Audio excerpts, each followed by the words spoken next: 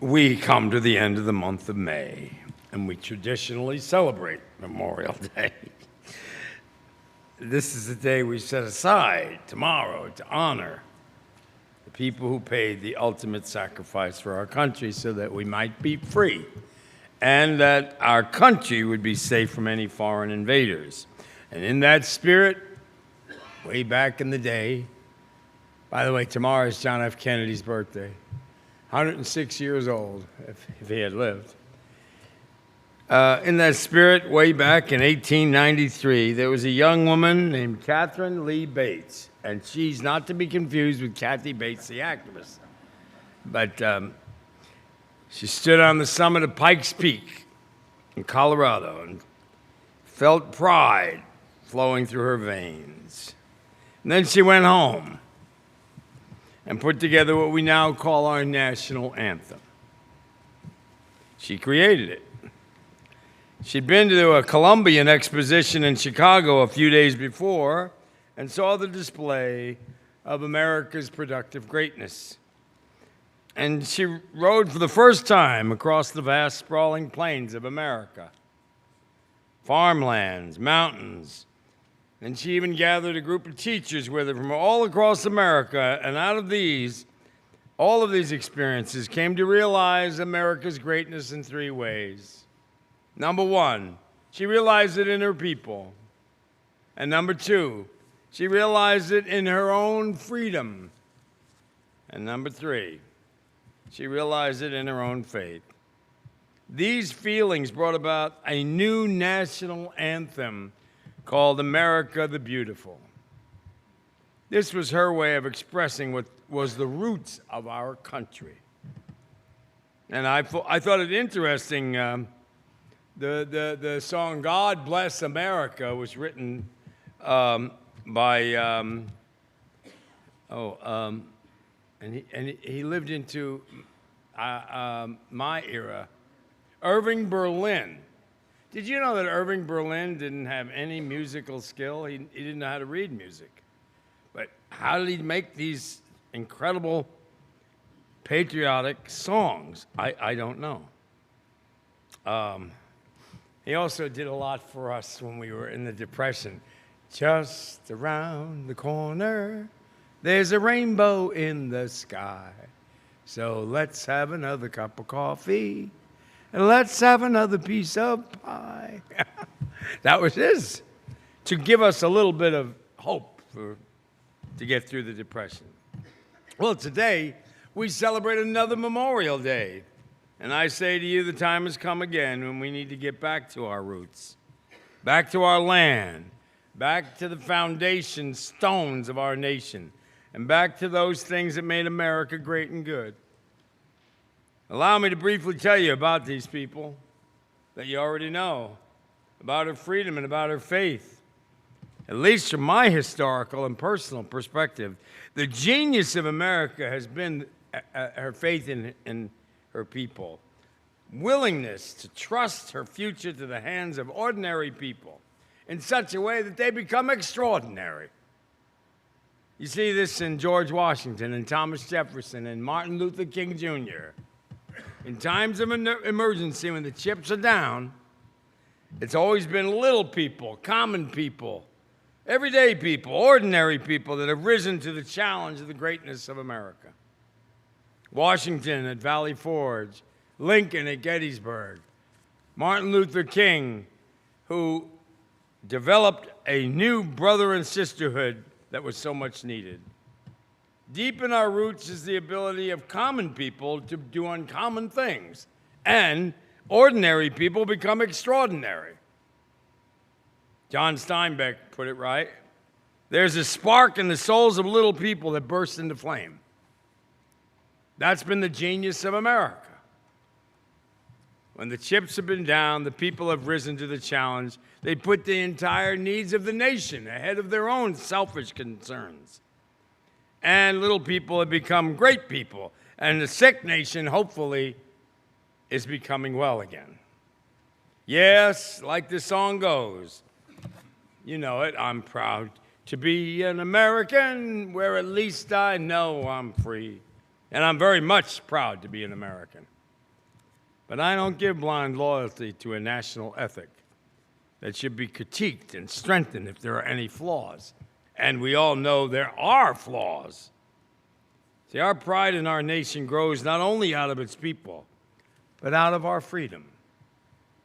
We are a free people, and we have the honor of directing and ordering our lives as however we choose. There's no substitute for that. Now, in the past 2 years, I read over 2 million people a day lost their freedom. The people of our land constitute about 1/4 of the free people of the world. 81% of the world's population, all over the world, live under the grip of an oppressive and dictatorial leadership, of governments that deny them basic human rights. And this is what we have to deal with. And this is our country. It's been suggested that there are 2 basic reasons that we are free. Number one, we're a prosperous nation. For many years, we've lived something called the Protestant work ethic. We have developed as a people the highest standard of living. So far, in all of human history, there's been no experiment like this one. And on average, our people are better off economically here than in any other place in the world. I believe that. And it's important because that has allowed us the privilege of not being tempted to follow some fellow on a white horse promising us in the by and by power and bread. We know that the gap is widening in this country, of all places, the greatest nation of the world. Now there are millions of homeless people, there's jobless people, there's hungry people all over the land. And it's as if we have eradicated the middle class. Well, we have a flaw in the diamond, but the diamond is worth saving and fixing. Number 2, as a student of an American history, I believe the second great factor that we've developed, what we must be concerned about, is our capacity to accept, absorb, and forget. Years ago, I heard David Brinkley on NBC say that about our country in one of his commentaries. Think of the shocks that this country's absorbed. 240 plus years, an ugly civil war, a crippling depression, 2 world wars, and some other wars too, the Red Scare. And every 4 years, we have a rabble-rousing election and transition in the Oval Office, which takes place without a shot being fired. We have so many different opinions expressed on every single question of importance in the country. Today, we aren't an easy people to govern or to control, but we cherish our right to one's own opinion and convictions. Unfortunately, freedom is not something that is highly cherished by our people. Freedom to me is like my grandmother's dishes. You don't know what you've lost till they're broken or stolen, which leads me to the question of Memorial Day. What is freedom? Now, I know you saw the little video, very moving. It is the right to live unmolested in your own home. But it's not always the case. As we know, in many parts of this country, gang leaders and drug dealers are breaching the peace that we so desperately covet. It's the joy of being able to come and go as you please. It's the privilege of working as a profession of your own choosing. But there threatens to become a time when that's limited to one's economic class and status. I know some people, I remember my guidance teacher telling me in high school that I needed to look at vocational careers because it didn't seem that me going to college would bring me any satisfaction. And I said, really? Yeah, why don't you become a plumber, she said, because they make a lot of money. as if money was the most important thing. I wonder where she is today. I just wonder, that's all. But here we have, in the courts of law, freedom and justice is almost all moral bankruptcy. I'm very disturbed by the way justice is meted out in this country. It's based upon what is happening at the time. That we were supposed to avoid all that, but it's not happening. And in our homes, it is love, but this too is crumbling. Do you know the most violent places in the world? Do you know where they are? The most violent places in all the world. In the kitchen and in the bathroom. Now, it sounds terrible, but it's true. In our public schools, you can choose which direction your mind will be trained, unless you choose not to take advantage of getting an education. You have that choice, too. In our communities, freedom is related to those organizations and causes that are challenging to you. But look at the PTA. Look at the dropout rate. Look at the dwindling youth groups. Look at Sunday school classes. It says it all. Now, in our churches, it's the delight to worship according to the dictates of your own conscience, not neglecting just because it's Memorial Day weekend. I wonder how many people are going to miss church this weekend. And we wonder why this great nation is in the shape it is today. I mean, there are lots of problems. We could spend hours and hours just listing the problems. Forget about dealing with them, just listing them.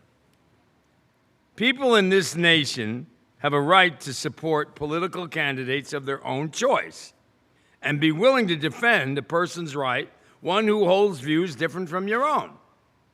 Yet only 60% of people actually vote. Yes, to paraphrase a great statement, paraphrase it. I'm an American, and I'm a citizen of this nation. I'm proud of its freedom. But who will mend our every flaw? Who will mend some of our flaws? And lately, my guarded patriotism in America is like Catherine Lee Bates here. A country anchored in our nation's roots. When Dr. Carlos Romelu, the Philippine ambassador to the United States, gave his farewell address to America, he reminded us of this fact. Well, I have to say, he said, now parting is both a tribute and a warning. Never forget, Americans, that yours is a spiritual country. And underlying everything else is the fact that America began as a faith-loving people, knowing that there is a spark in each one of us. I think it's in this respect, for the dignity of human spirit, that Unitarian Universalists consider making America invincible. May it always endure. May you always have that spark. May you always want to do something for the betterment of others, even at the sacrifice of yourself. But to endure, we must constantly be watered and nurtured, like any living plant. We can never take our faith for granted, nor the roots of our nation for granted. Most of the roots of our nation are Unitarian. Don't take my word for it. Look it up. You'll be astonished, as I was, and proud of a denomination such as ours. It's amazing how much Unitarian Universalism is in the documents that are the foundation of this country.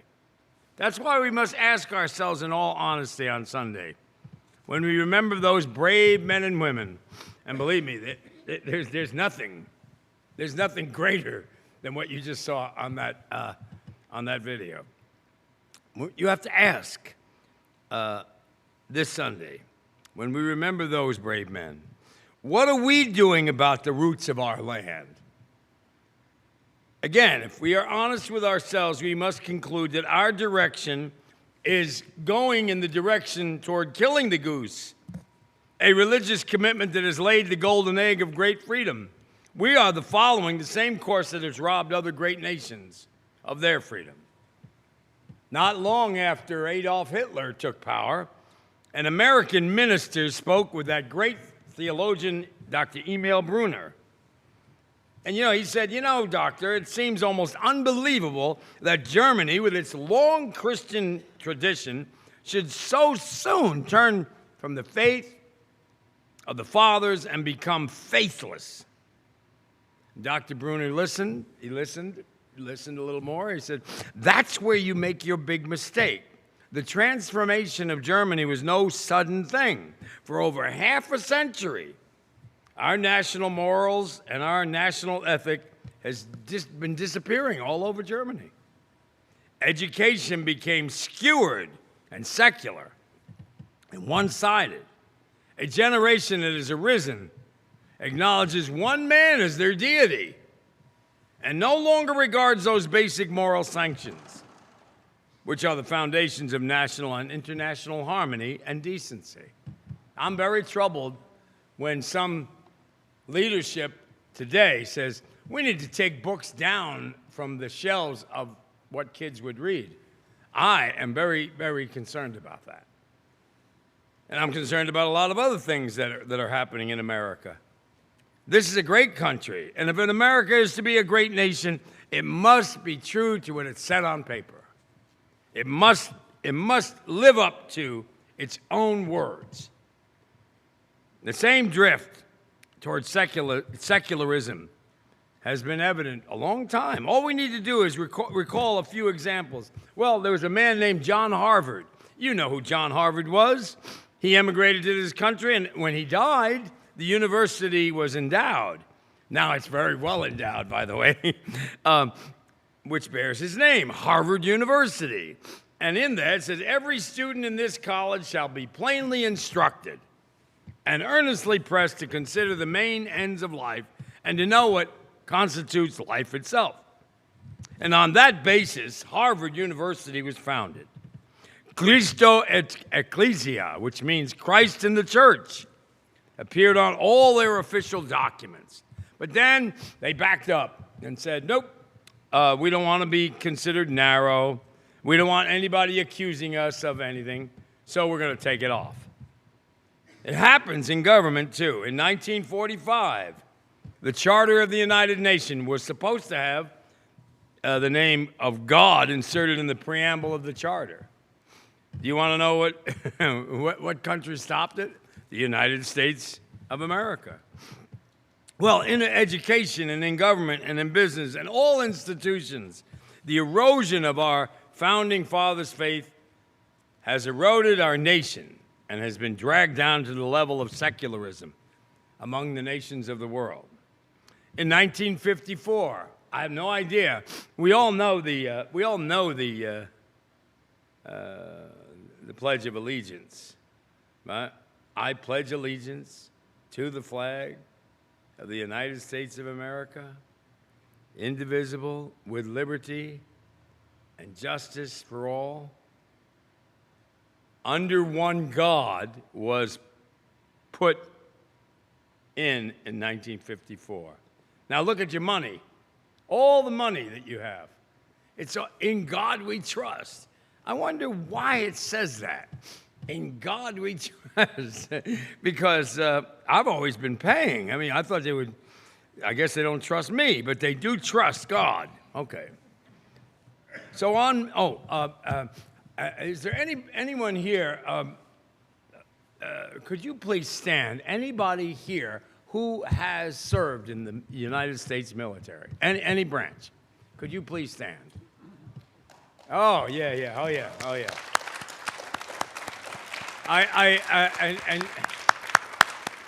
And wait, before you sit down. On behalf of a grateful nation and the President of the United States and every person sitting here and beyond, I would like to thank you for your service to your country. You are people that we respect and admire. Thank you so much. Thank you.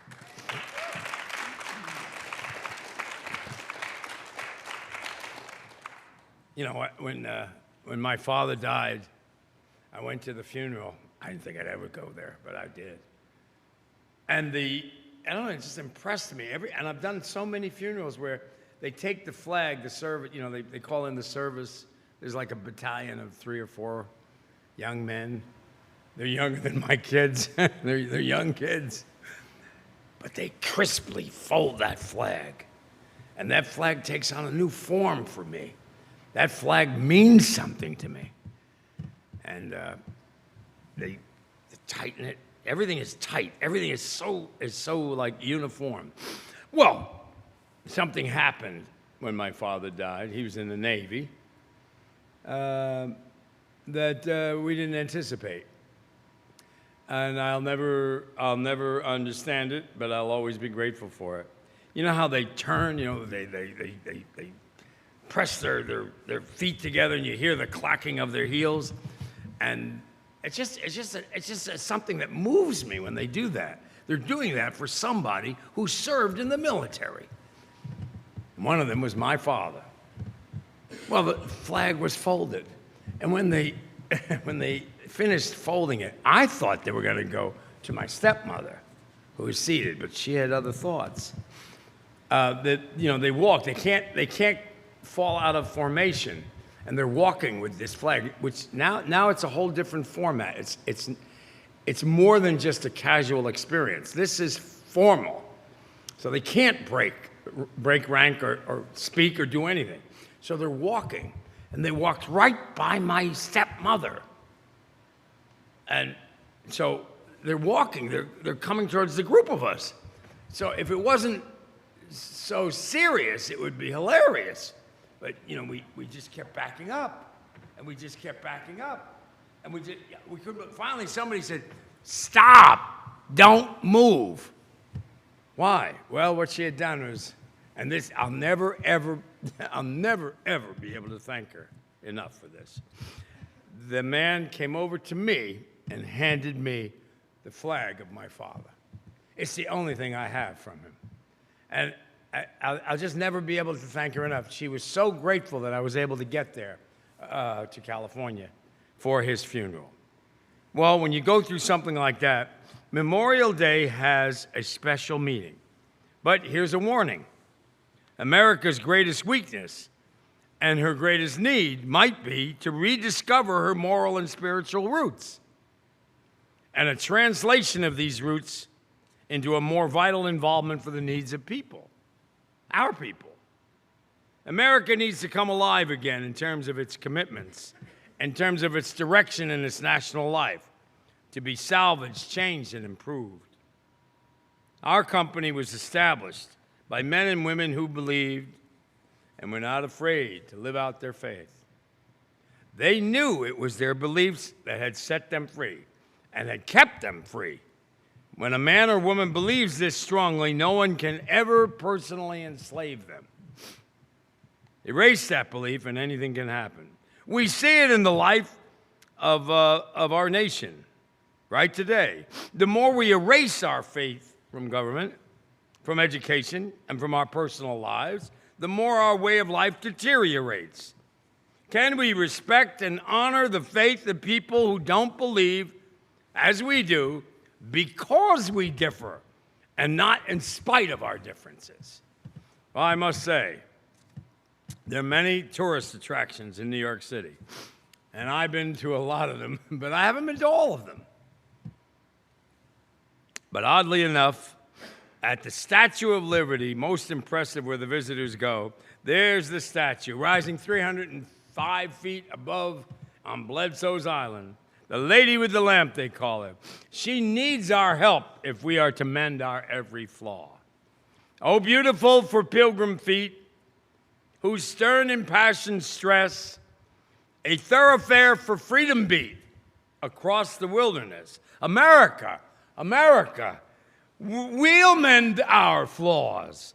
Confirm thy soul in self-control, thy liberty in law. Amen.